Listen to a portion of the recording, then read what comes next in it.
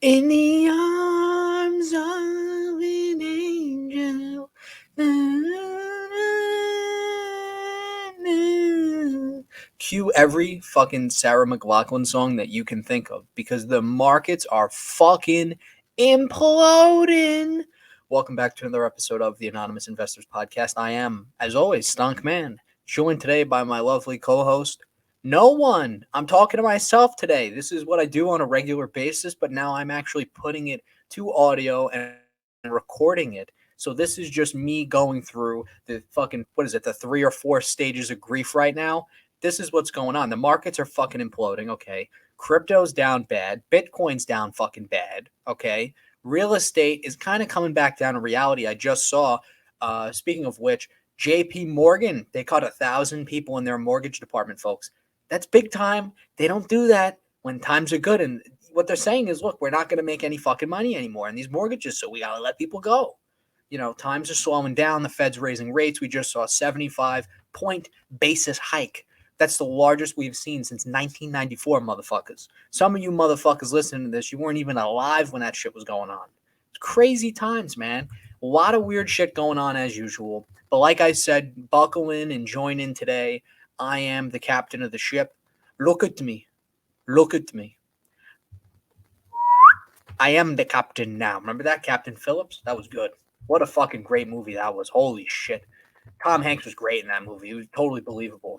He totally looked like the captain that, got his fucking shit jacked by the Somali pirates. Anyway, I digress. You're going to see a lot of tangents today, folks. I don't have God here to keep me in check and to keep me sane. So I'm going to be talking to myself here. But there was some big news that I feel like we definitely need to mention here. I know some of you guys are into cinema and you like movies and stuff like that, and that's great. And I'm into cinema too. Top Gun Maverick broke the Memorial Day box office record. Can you believe that? At this stage of the game, that motherfucker Tom Cruise is still breaking records. He's still doing incredible things with movies. It's just been kind of wild to watch. I didn't see, I know some of you guys are going to kill me.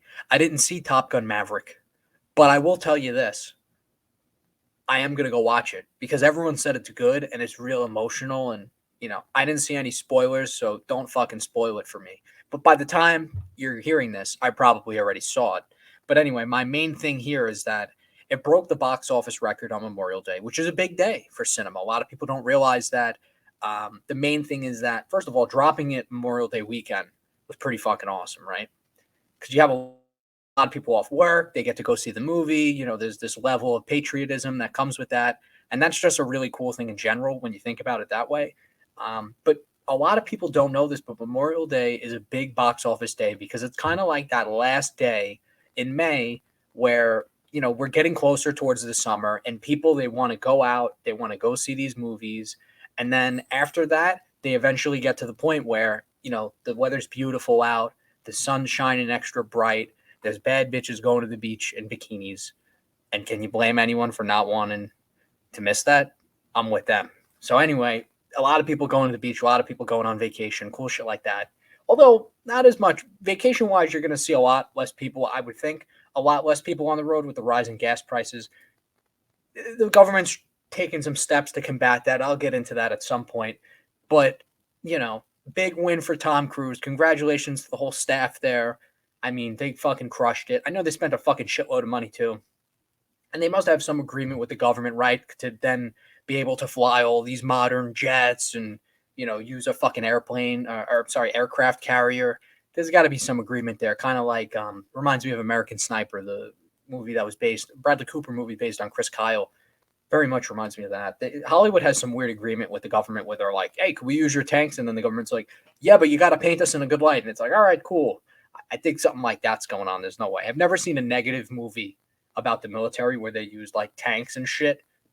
And I mean like actual tanks, like modern day tanks or modern day military equipment that was negative. So that's interesting. But there's a lot of other cool shit going on. And, unfortunately, speaking of patriotism and stuff like that, you see in Washington, a lot of people, they really aren't as patriotic as they once were. Now I'm seeing that 3 more senators have violated this fucking Stock Act. And it's such a huge problem. Pelosi, remember they had that Twitter? We spoke about this, Pelosi trades. That Twitter was taken down they were actively monitoring the SEC filings that Nancy Pelosi was required to make, regarding the trades that were going on. And she was like doubling the S&P 500. And that was in the form of Paul Pelosi, her husband, who she, of course, claims, oh, I never told him about things, potential bills and different legislation that might be changed in the coming days or in the future. Yeah, bullshit, dude. Bullshit. Total bullshit. Anyway, I'm just real fed up with the current state of politics right now. It's just such a fucking shit show. George Carlin, maybe some of you guys don't know who he is, but go on YouTube, go look up clips with George Carlin. One of the funniest, honestly, you ask me, he's the best comedian of all time. Richard Pryor's right there too. Sam Kinnison's up there for sure. Then you got some of the modern guys who are still going strong. You got Dave Chappelle, you got Bill Burr, you got a couple other guys like that. But George Carlin's comedy was so unique and so different than everyone else's in the sense that it was rooted in reality. And I think all comedy to an extent is rooted in reality. But his was more like, in a way, kind of like, I guess people would classify it as like conspiratorial, but I don't really agree with that assertion because everything that he's saying is legitimate. So when you look at it from that lens, it's even funnier. So he has this bit, and it's a part of what was the special? Fuck, he did so many specials. It's really hard to keep track. I think it was in like 2003 or 2005. It was like a little, a couple years before he died. He was older. You could, it's kind of like he's got the black shirt on. You'll know when you see it. But he's on stage, and there's like a bunch of gravestones behind him on stage, is like the stage props, right? And he's standing there, and he goes, "The American dream is dead," and that's the name of the bit. So anyway, in this bit, George Carlin says, "The American dream is dead." He goes, "Just enjoy it, folks. Enjoy what you got because it's never, never going to get better." And he goes, "The owners of this country want that." And he goes, "I'm talking about the real owners. The big wealthy businessmen, they bought and controlled the Senate, the Supreme Court, the House, all these local politicians." He goes, "They got the judges in their back pocket." And he's like, "They got you by the balls." And he goes, "Every year they spend billions of dollars lobbying. We know what they want. They want more for themselves and less for you. More for themselves and less for you." And it really just comes off as a sermon more than anything else, more than a bit, But he really was preaching the choir. And the whole message is that Washington doesn't care about you. And he says politicians are put there to make you believe that you have a choice. And he goes, "You don't. They own you." And that's it. And he goes, "It's a big club and you ain't in it. You and I are not in the big club." By the way, it's the same big club they used to beat you over the head with, telling you what to believe, what to think. The table is tilted, folks. The game is rigged. Nobody seems to notice. Nobody seems to care. Good, honest, hardworking people. Doesn't matter what kind of collar you got, homo color shirt, white collar, blue collar. Good, honest, hardworking people continue to elect these rich cocksuckers who don't give a fuck about them. And then he goes on to say, they don't give a fuck about you and whatever. So the whole point in me bringing this up is like, you had 3 more senators that violated the Stock Act. And look, you had a lefty in there. I think the other 2 were Republican. Whatever the case may be, whatever the breakdown is, you got a situation where it's both fucking parties doing this shit. And it's a big fucking problem because they really shouldn't be doing this. And it fucking grinds my gears and it drives me fucking crazy that this isn't illegal. You're taking... I got to relax here. I'm getting fired up. But you're talking about a situation where people are electing you to make decisions on their behalf. That's really what goes on in politics in our system, okay? And these motherfuckers are choosing the interests of multinational corporations to represent rather than their constituents and the people who fucking voted them into office. And it's such a huge fucking problem because when multinational corporations dictate the policy that affects the American public, we're in a dangerous spot. We are no longer in a capitalistic society and a free market. At that point, it's just cronyism because the government is in bed with all these big ass fucking companies that, in all actuality, whether you realize it or not, donate to both political parties. Red, blue, they don't care. All they see is fucking green, and that's it. So that grinds my gears, but they violated this fucking Stock Act, and I'm getting really fed up with it. I think other people should be rightfully fed up. The penalty for insider trading, for those of you who aren't privy, it's 3 times the amount you made. Okay? So let's look at, maybe you know this guy, maybe you don't. Billy Walters, he's a famous Las Vegas gambler. Some people would say he's probably the most successful sports gambler in history, right? This guy's net worth of like $100 million, $200 million. This guy's fucking loaded, right? He made a move where he got caught insider trading. And if you remember, Phil Mickelson got caught up in the same bullshit. He was a part of that too. And Phil Mickelson was the golfer that had the fucking KPMG hat, and then they dropped him, right? Because the whole Khashoggi comments he made. He basically came out and said that Khashoggi was whacked by MBS, allegedly, of course. Who knows, But the whole thing that happened with Billy Walters is that Billy Walters got caught insider trading.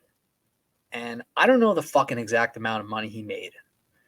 But let's say he made $2 million, okay? The penalty for insider trading is 3 times the profit, gross profit. So if he made $2 million, he would have to pay 6 in damages and in fines, okay? But when Nancy Pelosi tips off her husband, Paul Pelosi, and he starts making options, he's making calls, and he's making calls way out of the money, and he's hitting. There's no fucking way. There's no fucking way. And it's just such a disgusting and vile thing. Because when you're talking about you have knowledge of stuff that's going to happen before it happens, and you're acting on it, especially in a position of government, you're just robbing the people who voted you in. You really are. You're just fucking robbing them. And in my opinion, I think that if you're going to be in government, and I've said this numerous fucking times, and I'll say it till I'm blue in the face. If you're going to be in government, you should be forced to buy an index fund, right? An index fund. Maybe a target date fund, right? Because then as you get closer to retirement and as years go by, your portfolio will rebalance and you'll have more bonds, you'll still have some equities, but you should only be able to have like a passive investment in the stock market, whether that be in equities or bonds or any sort of municipally issued or treasury issued security, right? So, that's kind of how I lean with stuff like that. I think that in government, you also shouldn't get a salary. And I don't believe in pensions for government. So I'll just briefly lay out my overlay of what I would do. Just imagine we live in a world where Stonkman is like the absolute ruler, whatever. I would be more of like a benevolent dictator, I like to think, but who knows, right? Absolute power corrupts absolutely, right? As they say. So in my world, I would have a situation where you have people who go into government, they go into Congress, right? Mandatory 1-term limits, okay? Because when you look at the sheer number of people in just Congress alone, I'm not talking about, justices in the Supreme Court. I'm not talking about in federal courts. I'm not talking about in the appellate courts or anything like that. I'm talking about in Congress, okay? I'm talking about senators, and I'm talking about people in the House of Representatives, okay? Now, every state has 2 senators, and then the representatives, I think the number is like 450 something. It's like close to 500 people. But that's disproportionate among state to state because it's like every X amount of people equals 1 rep, right? That's how it works. So, you're talking about 100 people in the Senate. That's easy. We have a population of 330 million people. Okay, we got some old fuckers. We got some young fuckers, okay? What about people from the age of 25 to 60 or from 25 to 55? What percentage of the population is that? Those are people, and now let's whittle it down a little. People who haven't been convicted of hate crimes, people who haven't been convicted of violent crimes, people who aren't felons, people who haven't like blatantly broken the law or been in legal trouble, right? You get a smaller number. But the fact of the matter is the population will continue to grow, and 100 people, you'll very readily and easily replace those people after one term. So that's the first thing. Mandatory one-term limits for both the House of Representatives and the Senate. Very simple. You're talking about less than 1,000 people going into Congress every year. They, go in there, they do 2 years or whatever, maybe 4 years, some shit like that, and then they come out, right? And really, when you think of politics, it should be like a civil service job, right? It should be like a teacher or, a fireman or a policeman or a nurse, right? You should be kind of serving the general public. That's what politics should be. So that's number one. Like I said, mandatory one-term limits. Pretty simple. Now, get rid of pensions. You know why? Because you're doing one term. You don't need a fucking pension. It's dumb. It's a fucking waste of money. It's a total fucking scam. Get rid of that fucking bullshit. Okay? That shit's gone. Gone. Done. Get the fuck out. It's out. Perfect. Very simple. That's number two. Number three is that you don't get a salary. You get a stipend, okay? Some of you guys have been to college. Maybe you know people or you have friends who were student athletes. Student athletes get a stipend, okay? They might get, X amount of money a week, Y amount of money a month, or for a semester, right? And what happens there is that money is earmarked. It has to go towards certain things. So now let's say in the case of serving in Congress, you're based in Washington, right? Okay. So what you do is you look at what is the median income for someone in Washington, D.C. And you don't look at averages. You know why? Averages are skewed by the top earners, and it doesn't weight everything correctly. So when you look at an average, if you have a guy making $1 million a year, and then you have a guy making $0 a year, and you average those out, you go, oh, well, the average is 500,000. Yeah, but what's the median, right? What are most people doing? How are most people getting by? And that's what you got to do. Median. Median is the true average in situations like this.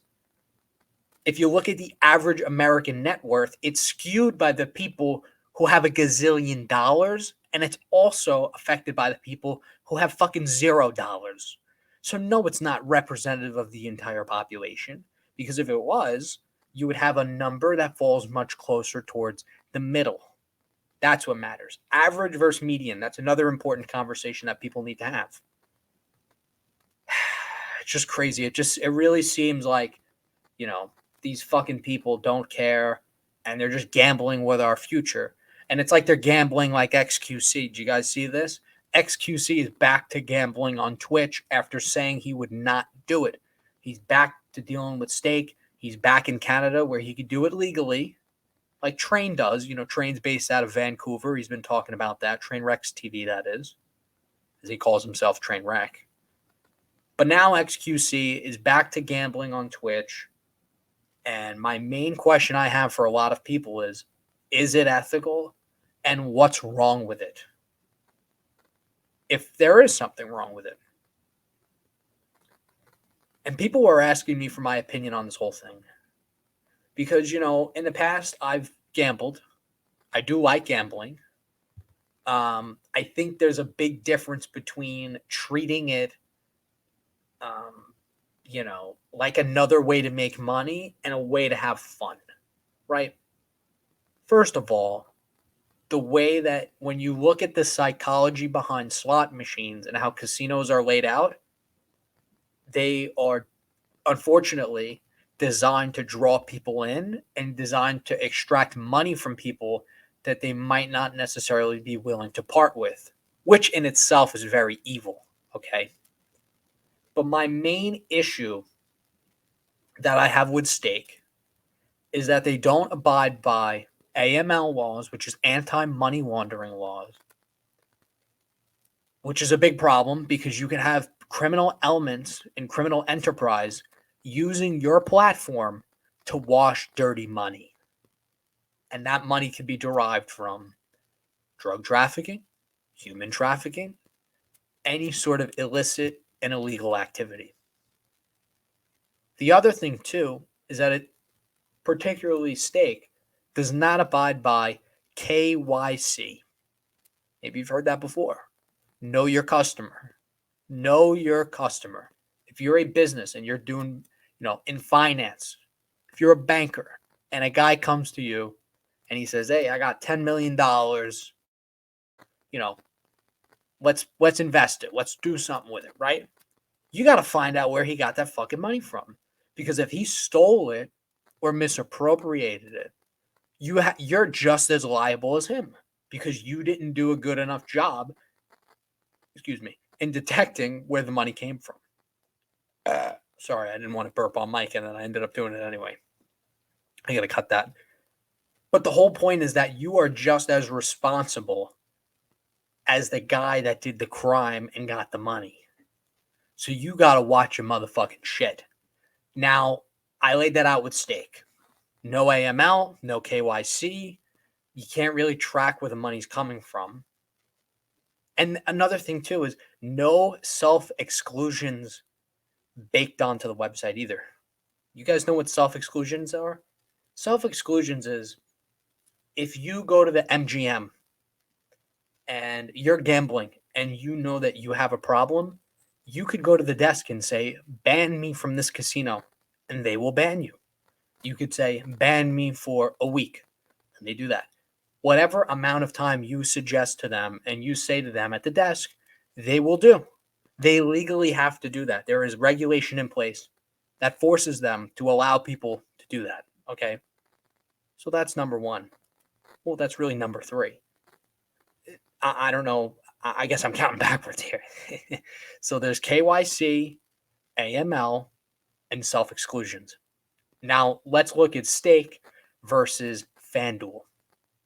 A lot of people like FanDuel, starting to get legalized in all the states across the U.S. Interesting stuff, right? Okay. Now let's look at FanDuel, and here's how you got to look at it. FanDuel has all three of those things that I just mentioned. FanDuel, you got to put in your social security number. You got to put in your name. You got to put in your address, right? And they flag all of your transactions and they find out where you got the money from to the best of their ability. Okay? So that's really big because Stake does not do that. Another thing with FanDuel, too, is they have responsible gambling. They have a responsible gambling section where they tell you, "Hey, this is just for fun. You're not supposed to come here and lose all your fucking money." Now, the reason they do that, if you want me to be honest with you, it's to protect from liability. That's why they do that. They don't give a fuck if you spend all your fucking money with them and you blow it all in these fucking 12-leg parlays that'll never hit. They don't give a flying fuck. What they care about is you losing money there and they're making money, right? They want you to lose as much as you can and they'll fucking take you to the cleaners. And that's the game. That's how the game is played. They literally make money from people and they add no value to anything. Nothing. They don't add any value to society. They don't add anything. Maybe the enjoyment of gambling every once in a while, whatever. But the reality of it is that, like I said, they don't add any value. But at least they have these things. And at least their platforms, the mobile apps, right, the websites, whether you go to, like I mentioned, MGM before, you go to the desk, go to a physical location, you go to any casino, Borgata, doesn't matter. Go to a fucking Trump casino. Had to throw that in there. Sorry. You go to any of them and you have self-exclusion. You're good. And that's a big thing. And that's something that people don't think about with Stake. And I haven't seen anyone make that argument. You know why? Because, especially on Twitch, because these people, they don't know anything about gambling. They don't know anything about the game. They don't know anything about, how it's set up, how these businesses make money, stuff like that. So, if they're not privy, I get it, but they should be, especially in this conversation. So KYC, AML, self-exclusion, 3 reasons right there why you don't use stake. And now forget the criminal element side of it, right? That's very minute. What about the kids that are buying crypto, they're buying Doge, they're buying Bitcoin, they're buying Ethereum, moving the funds to another wallet and then moving it into stake?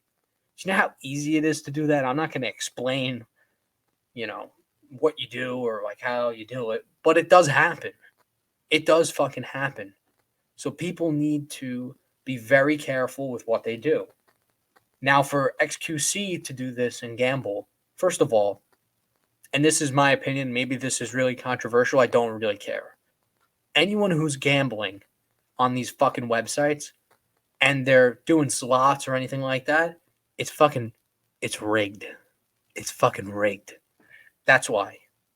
You ever see them play the table games? Don't they lose a lot more? They lose a hell of a lot more, right? Watch an hour of XQC or Train playing at the fucking blackjack table. They're lucky if they win like 40% of their fucking hands, right? But when they do slots, they play for like 10 hours or whatever. Maybe they don't win that session, but like 3 sessions later, they win like 5 million.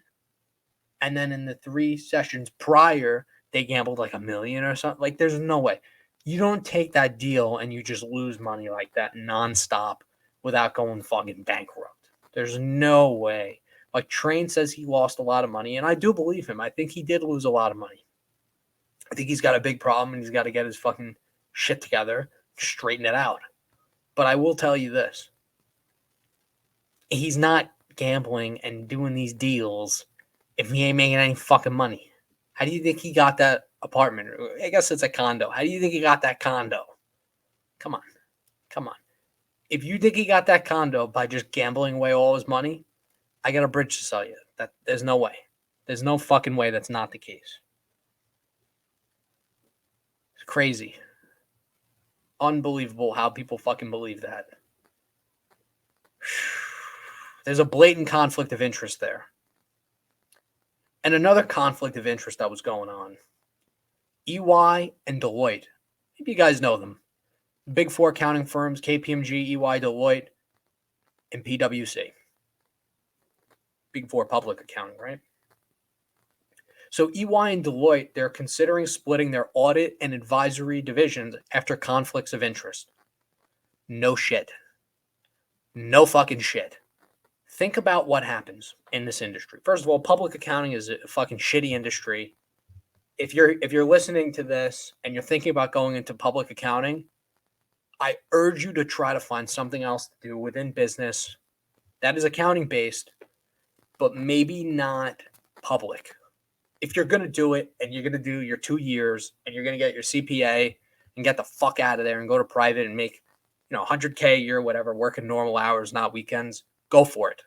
Go for it. 100% go for it. But if you don't want to get your CPA, don't even fucking bother. It's such a fucking waste of time. An unbelievable waste of time. And the way that whole system is set up, I could go into that forever. And I will a little bit, but I want to make this point especially clear. There is a big problem with third-party auditors and the current system that we have. So in 2002, after Enron collapsed, they passed this act, and they is the government. So the government passed this act called Sarbanes-Oxley. Sarbanes-Oxley, look that up. And the problem with Sarbanes-Oxley is that it requires these publicly traded companies to change their auditors, third-party auditors, every 5 years, okay? But if you're Apple or you're Coca-Cola and you hire Deloitte to do the audit, right? What do you think they're going to tell you? Do you think they're going to bullshit you so they get paid? Or do you think that they're going to do this whole thing where they actually do audit you, they detect fraud, and then they tell you? Think of the dynamic. Here's the dynamic. You have Apple on one hand. They need to be audited as a publicly traded company. The SEC requires audited financials to be released every year. So every year there's an audit for as long as a company is public. Apple hires Deloitte to audit them. Apple hires Deloitte to audit them. Think about that for a second. Deloitte conducts the audit. They tell Apple they find something wrong. What does Apple do? Apple fucking shit cans them. You know why? Because Apple is fucking Apple. They've got companies lined up down the fucking block to audit them. Think about that. If it's not Deloitte, it'll be EY. If it's not EY, it'll be KPMG. If it's not KPMG, it'll be PwC. If it's not PwC, it'll be fucking Marks Paneth or I don't know, whatever fucking other place. Okay? And that's a conflict of interest. And the fact that the SEC doesn't see it highlights the pure fucking incompetency that operates within our government. Fucking unbelievable. How do you not see that? How do you not see that? How do these people not see the fucking problem? If I worked an audit, I'd be fuming. Am I the only fucking logical person here? Holy shit. It's a miracle that these people don't fucking see it. Your job is bullshit. Your job is bullshit. David Graeber, you ever read that book? You should read it if you haven't. Bullshit Jobs. It's about how society creates these fucking pencil-pushing bullshit-ass fucking jobs, and these people have these jobs, and they know it's fucking bullshit, but they put on a whole fucking shebang because they don't want to get fired, and they got bills, and they have kids to feed, and they got to pay their rent, and they got to pay their student loans, and they got to pay their cars, right? They got a lot of expenses. I get it. Life is difficult. Everyone has fucking bills, man. We get it. But this whole fucking act that these fucking scumbag public accounting firms put on,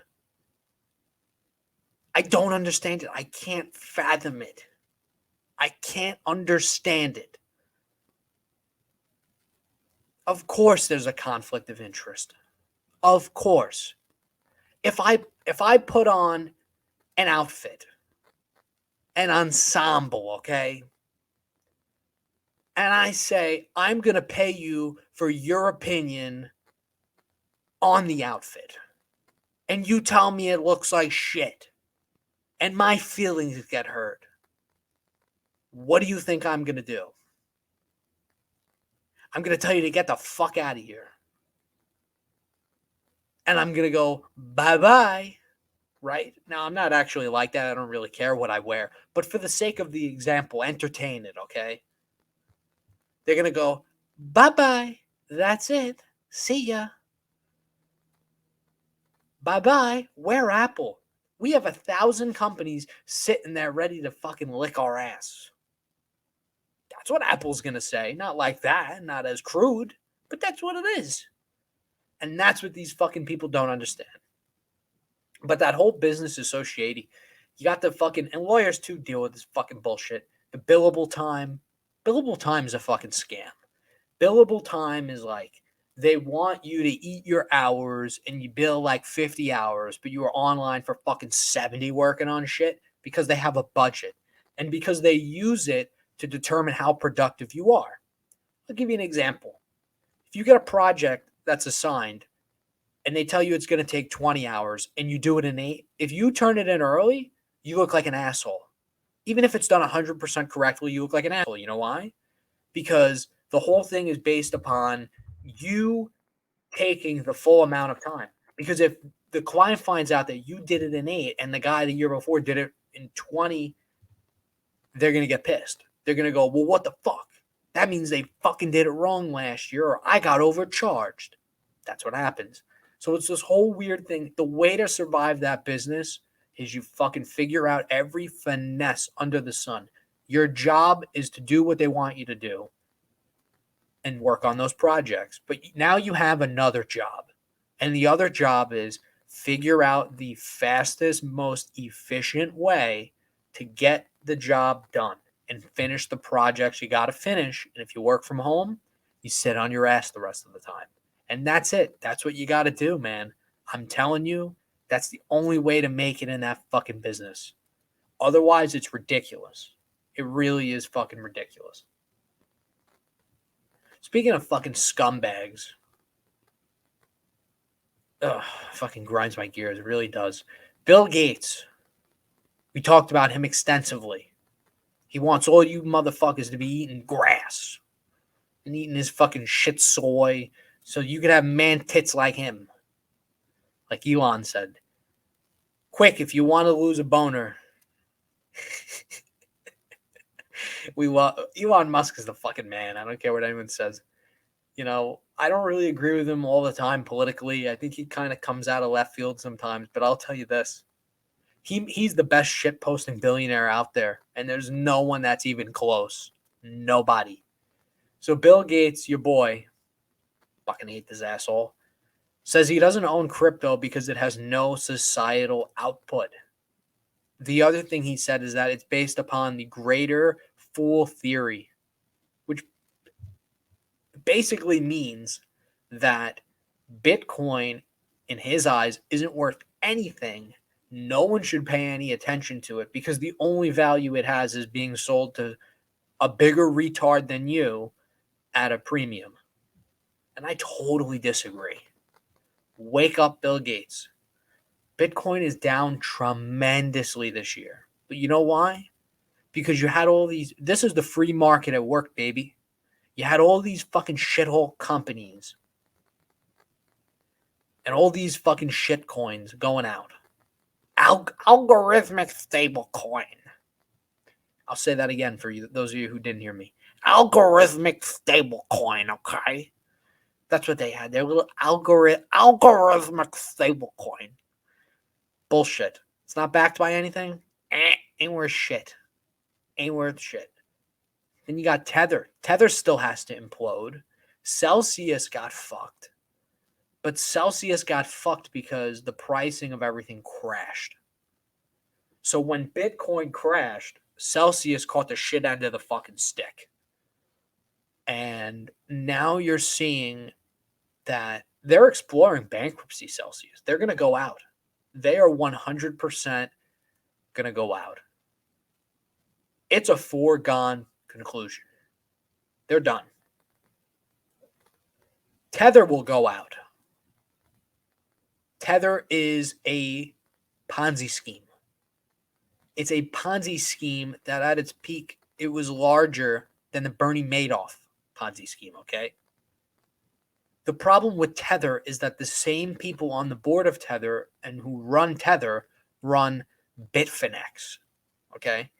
And Bitfinex is an exchange where they're doing these fucking shenanigans as found and reported by the Southern District of New York.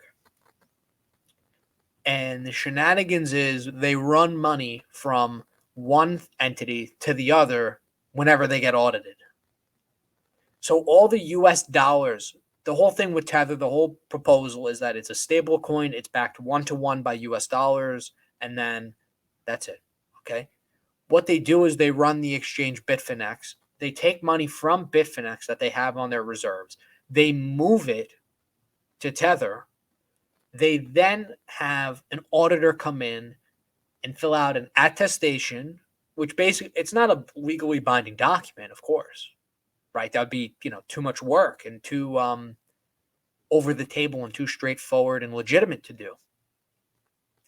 They have a company fill out an attestation. And in the attestation, they say, this is the company that says this, that's auditing. They say, everything looks good here. Here's the cash reserve value they have. Here's everything. We checked it out. It looks good. Okay. Then what happens is, oh, good. You looked at us. Okay. You looked at our books, Deloitte or whatever fucking public accounting firm. Now what happens? Money goes right back to the exchange. The money's cleared from Tether. And that's what they do. It's a shell game they play, and they're able to play it because of the lack of regulation in the crypto space. I will say it till I'm fucking blue in the face. AML, KYC, GT, FOH. Okay? You either have and abide by AML, anti-money laundering, know your customer, or you get the fuck out of here. Very simple. Very, very, very rudimentary, as God would say. Rudimentary. This is just what it is. This is what you fucking clowns got to understand in that fucking space. And I don't mean the listener. I'm not, you guys are great. You guys are intelligent. That's why you listen to me preach the fucking gospel, right? That's why God calls himself God. You know why? Because when we speak, we preach the fucking gospel. Preaching the word of God here, helping society, we're uplifting people and we're educating people, and that's why we're here. And a lot of this, yeah, I go on these fucking tangents and we have fun, but a lot of this is based in reality. And we deal in facts here. We don't deal in fucking half-truth, bullshit, fucking scams, okay? We don't deal in that. Like Paul Pierce, Kim Kardashian, and Floyd Mayweather, okay? Paul Pierce, total fucking scumbag. LeBron is his fucking daddy. Kim Kardashian, Ray J's her daddy. I mean, come on. Floyd Mayweather, great boxer. IRS is his daddy, okay? The three of these fucking yahoos and a few others were named in an Ethereum Max scandal. Ethereum Max, maybe you've seen this. I'm not plugged in on Instagram like this, but I've had some friends tip me off about this. There was a fucking rug pull that was started. They called it Ethereum Max, and they called it that to lend credence and credibility to the scam. And then they pay off all these influencers to hype it up. These fucking dummies buy it, okay? And then they get rug pulled. And then the influencers get paid out of that.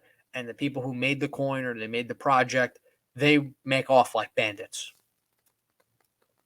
The only authority Paul Pierce has on anything, it's really in two things. The only two things that Paul Pierce has authority on is shitting his pants during a basketball game and pretending that he got hurt and he gets pushed away in a wheelchair and getting fucking owned by LeBron in the playoffs. That's it. That's all his authority. Okay. Now let's move to the next Yahoo. Kim Kardashian. If she's going to tell you how to build a makeup company, okay, or how to use social media, to garner marketing and to garner attention in the tabloids, that's her realm of competency. I don't think she can spell Ethereum, to be honest with you. And Floyd Mayweather, where do I start with this fucking Yahoo? Great boxer. Probably the best ever. Probably the best ever. I like Tyson and I like Ali. But Mayweather, by record, he's the fucking best guy. Owes the IRS a ton of money, folks. He fucking never paid out to the IRS. He's still paying them off. He's on some type of payment plan. That's the word on the street. That's what was told to me. I tend to believe it. And I just saw that, he had that whole exhibition with Logan Paul down in Miami. I wanted to go there for that. I was supposed to go there for that. I didn't end up making it. I wanted to go to Miami that week. I had some friends that said they were interested. They couldn't go. I didn't go. Whatever. Still fucking salty about that. Don't even get me started. It's the same week of the Bitcoin conference. I really fucking missed out on that. But Logan Paul is still owed. He came out and he said on Flagrant, that's Andrew Schultz's podcast. He came out and he said, Floyd Mayweather still owes me $5 million fucking dollars. $5 million. Okay. Logan, his purse was $20 million. Okay. And what he did was smart. He did the 183 days in Puerto Rico, calendar days. So he'd be classified as a Puerto Rican citizen. So he gets out of paying federal income tax. Puerto Rico, like we talk about this all the time. Puerto Rico's got that 4% flat tax. That's all you pay. That's it. Genius. Very smart. Peter Schiff planted that seed in his fucking head. Boom. Good move. Respect Logan. I totally respect that shit. So the whole thing with Floyd Mayweather is that he fought Logan Paul in Miami, and Logan Paul was supposed to get $20 million. He paid the 4% flat tax because he's a Puerto Rican citizen, and because it was in Miami, pays no state income tax either. Florida doesn't have state income tax like Texas, I think Wyoming, and a couple other states. So that's the whole thing. that people need to understand. Floyd Mayweather is only good at dodging punches and dodging taxes. That's his specialty, okay? And that's what people got to understand here is that it's an unbelievable thing where people keep falling victim to these fucking crypto scams by these influencers. Unreal. Paul Pierce, Kim Kardashian, Floyd Mayweather. And of course, they're going to take the money. They don't care if it's at your expense. They don't give a flying fuck. Why would they care? Why would they care? They don't know you. They don't see the ramifications of their actions. So guess what? Stop holding these people in high regard. They're fucking shitheads and they don't care about you. They see money. They want money. So stop holding them in high regard. It's not a situation, they're not your friends. Oh, look what my friend Kim Kardashian put on Instagram. She put up another picture of her ass. Wow. Not your friend. Paul Pierce. Not your friend. He shits his pants. LeBron's his daddy. Like Dave Ramsey said, that's why they call me daddy. LeBron is Paul Pierce's daddy. Hate that motherfucker. Look, man. Paul Pierce was a good player, but LeBron owned him, and it was great. It was fucking great to watch. That Celtics team with Garnett, I like Garnett. Garnett's a real motherfucker. Paul Pierce was a pussy. Rondo was a beast. And Ray Allen, great shooter. Great fucking shooter. But I don't like that he did the fucking race and then went to join Miami. That was fucking lame. And yeah, you know what? The Celtics' big three by that point, they were done. They weren't winning shit. Because LeBron came in and it was his fucking time to run the show. But let me tell you something. That was a good team. I love Kevin Garnett. I love Rondo. But Ray Allen, he left. He should have went down with the ship. That was the right thing to do. Like the rest of them. And then, you get traded and whatever. And then the team gets blown up. Anyway, don't listen to influencers for advice on things crypto related. Okay? Buy your crypto from exchanges that are reputable, that are held in high esteem by the community, and that abide by the regulation that the government put in place. In particular, you want to deal with exchanges or companies in that space that abide by the strictest regulation. Coinbase, for example. Coinbase has been in the news for a lot of different things. The main thing is that they freezed hiring and they rescinded all outstanding offers that they sent out for new hires. That fucking sucks, man. That is horrible. Tesla laid off 10% of their workforce, citing economic slowdowns as the reason. So BlockFi, they cut 25% of their workforce. And now, for whatever weird reason, we see that Binance is hiring through all of this. Binance isn't allowed to be used as a crypto platform in the US. You have to use another device to be able to use it, put it that way.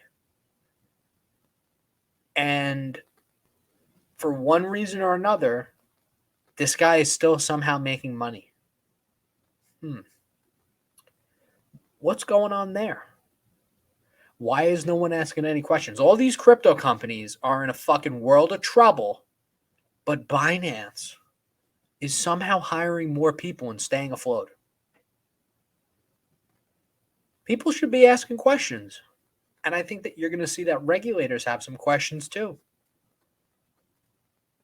It doesn't help that CZ, as they call him, CZ, the creator of Binance, I should add.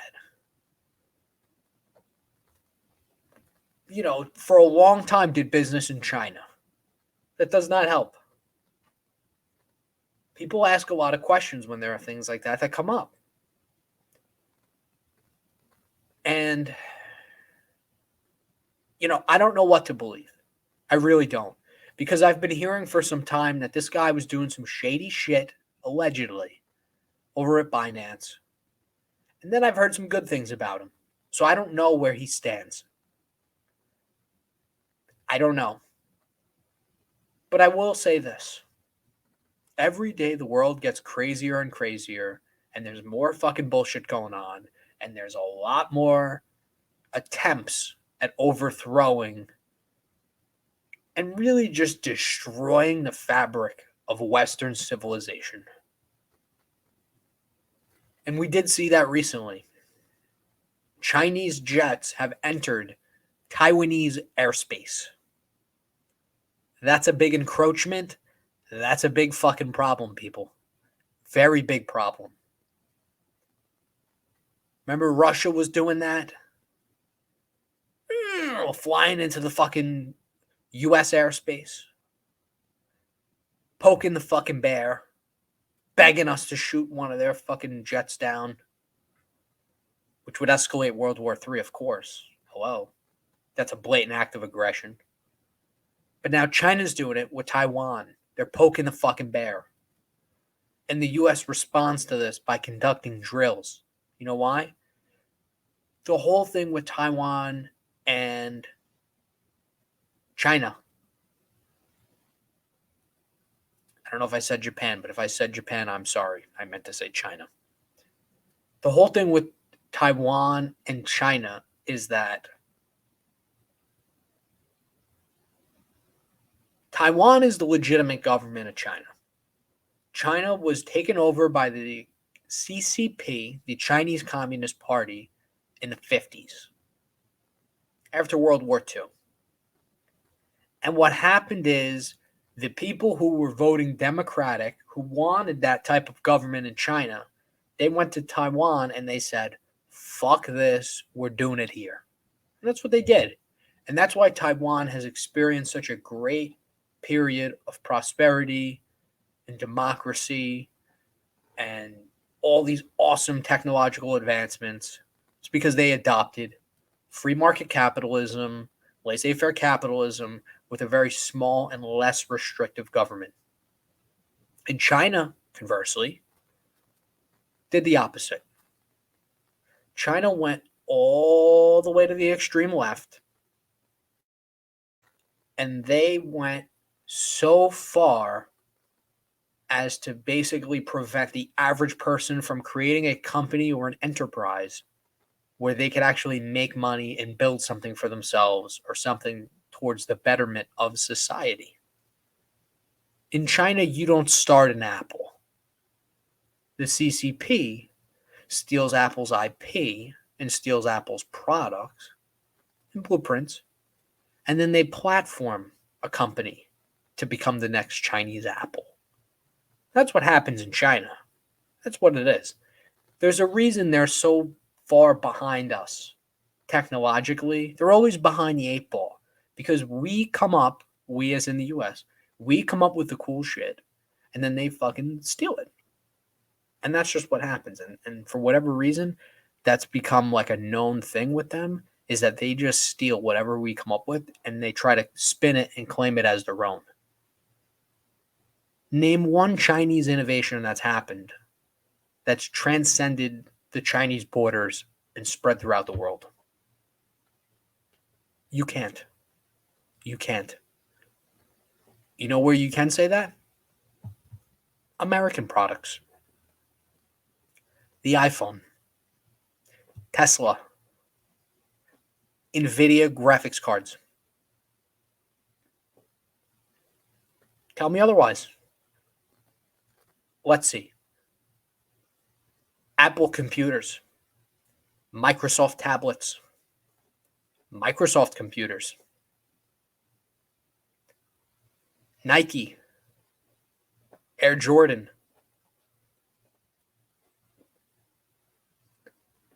I mean, the list goes on and on. Sure, we don't do the manufacturing here, but the innovation happened here. Product development happened here. Creation happened here. And that's what people need to understand. Folks, we're in for some really weird times. There are some really weird times ahead of us, and I hope that you all stay safe. I hope that you all take it easy. And I hope you enjoyed this episode of the Anonymous Investors Podcast. I am Stan Command, joined by no one. I'll see you on the next one. God will be back. The Spirit of God will be among us. And that'll be a good time when you're around. Peace out, everyone.